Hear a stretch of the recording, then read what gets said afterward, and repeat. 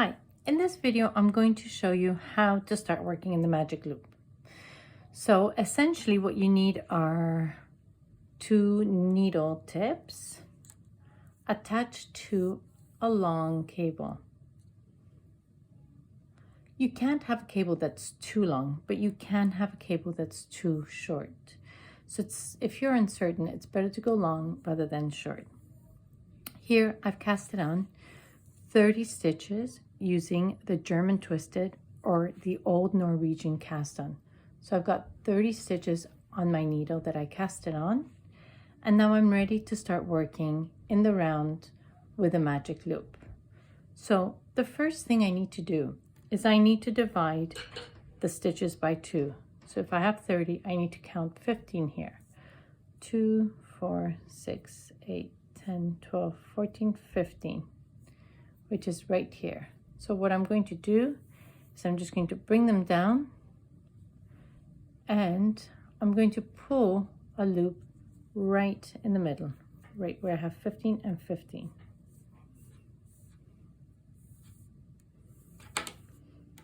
And I'm going to put both sets of stitches on the needles.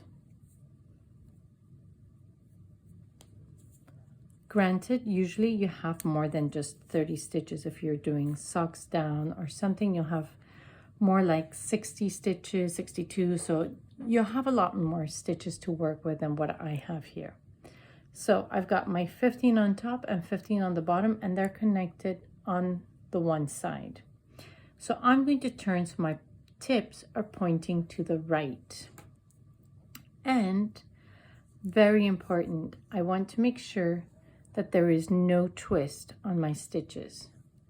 Now I'm using the German twisted cast on because it's a fairly solid cast on. You can see that the stitches are holding on tightly, but they're not too tight that I can't slide them up and down my needles, because that could always be a problem. It gets too tight and you just can't get them past that little hump there.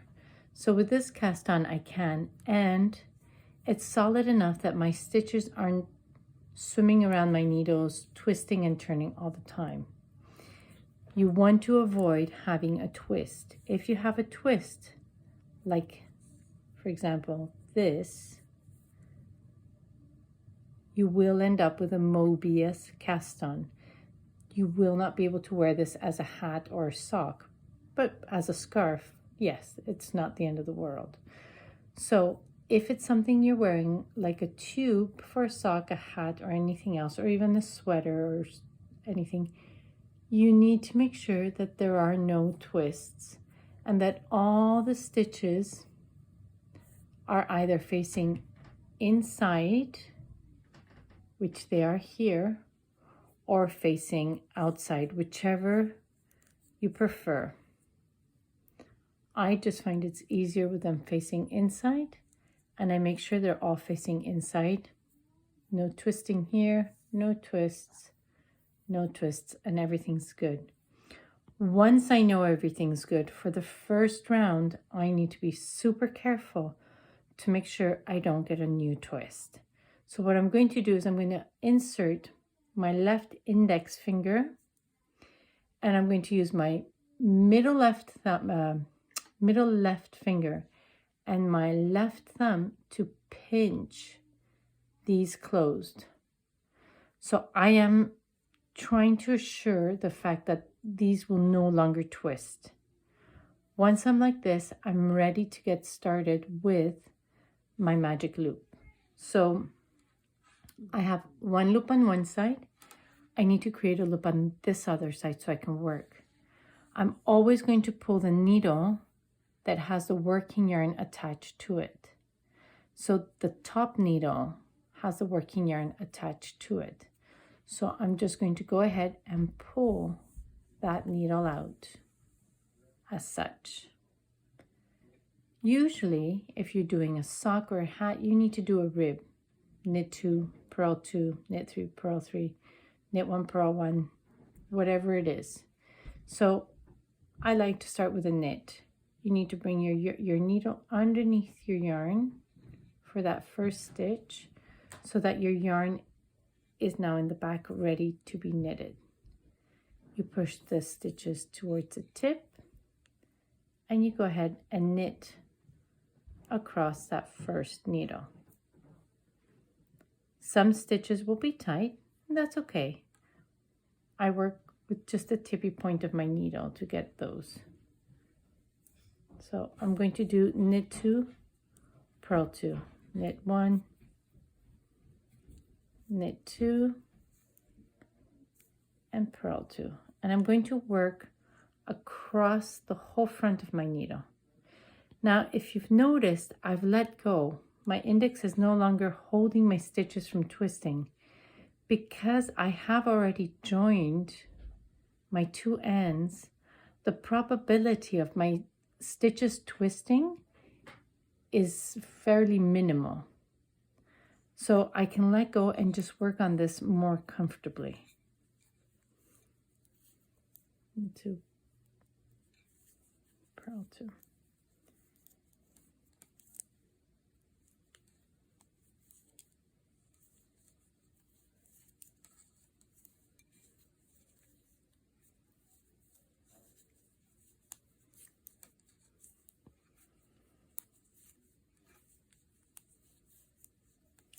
If you notice, I also have 2 loops.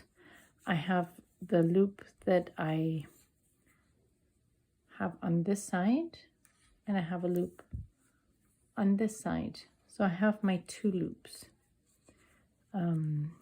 Knit 2, and I'm just going to, I have 1 stitch, so purl 1. Okay, so now I finished 1 needle, but that's not a full round, that's just 1 needle. I need to work through both needles to work a full round of my circle. So I need to turn my work clockwise. So I'm here and I'm turning my work clockwise. So now I've got this. I've got my stitches on this needle that I just knit, and I know I've just knit them because my working yarn is coming from there.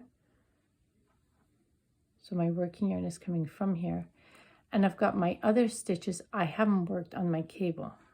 So what I usually do is I hold the tip of this because I don't want to lose those stitches, and I just pull the cable through, and I just keep pulling until I reach the edge of my needle as such. Once I'm there, I hold on to my stitches on the cable of this needle and I pull my tip where the working yarn is coming from, I pull that out. So I pull it out.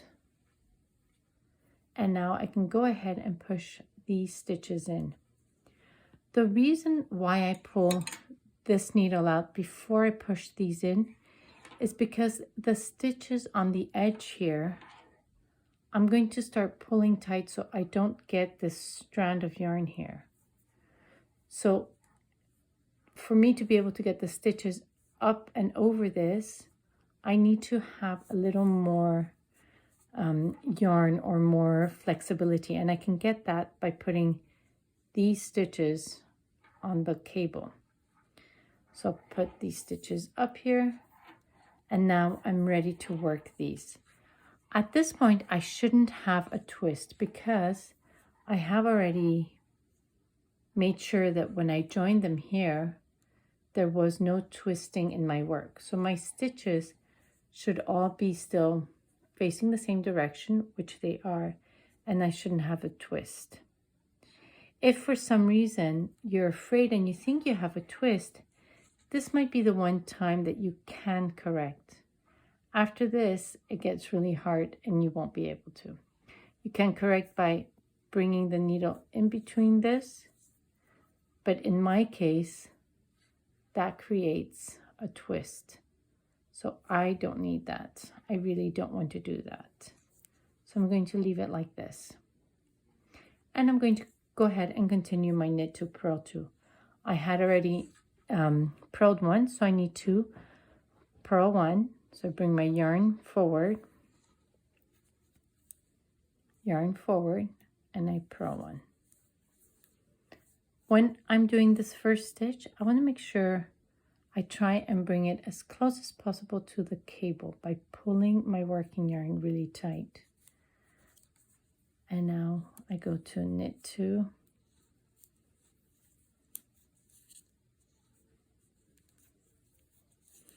and purl 2 all the way to the end.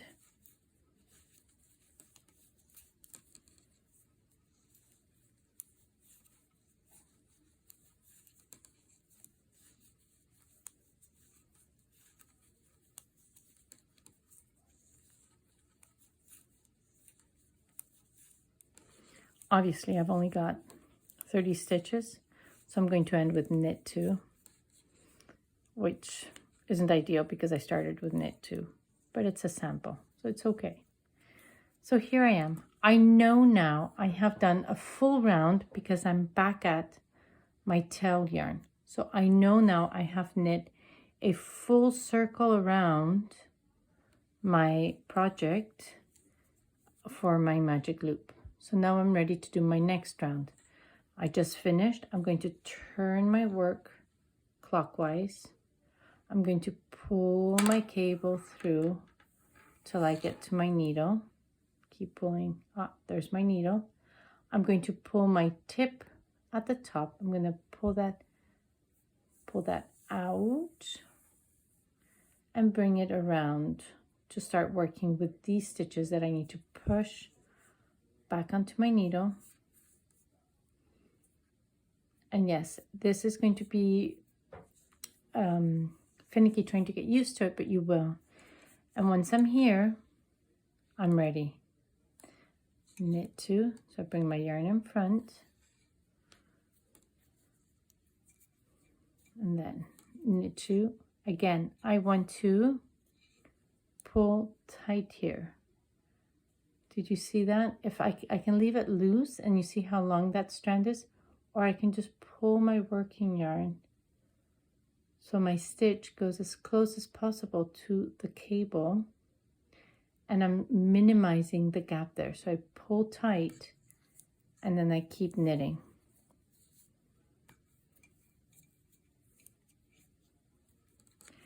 And I go all the way around to the other end.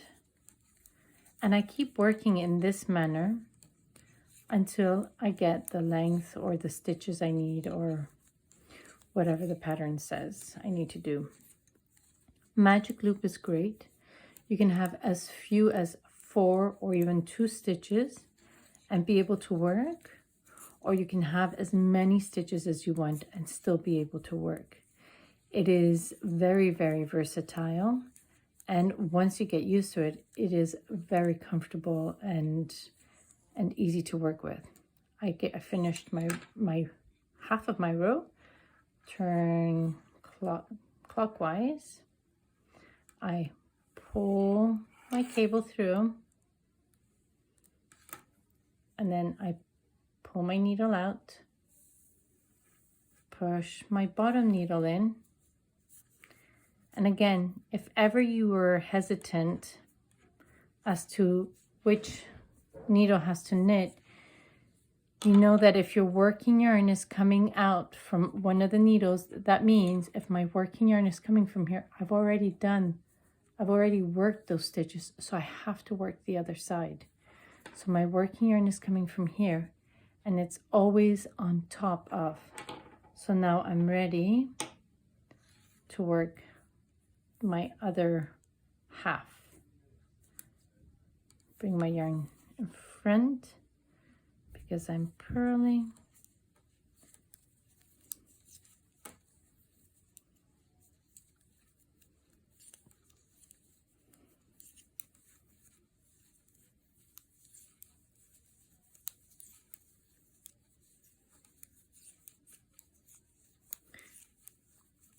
And again, once I reach my tail yarn, it means I have finished a full circle. I have worked both needles, both sides of my circle, and that means I finished a second round,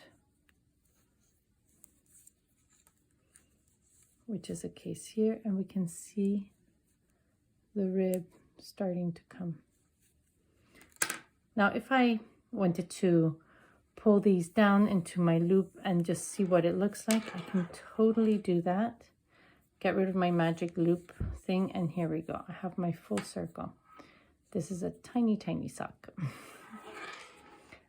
And then if I want to, I can divide it anywhere I want. Usually it's just best to have it in the middle because you can see better what you're doing. But if I always like to start with a knit, I can come and divide it right here. So I have my 2 knits together. I can come and pull it through here. As long as I remember where is my beginning, and that I can tell by my tail yarn, or I can put a marker.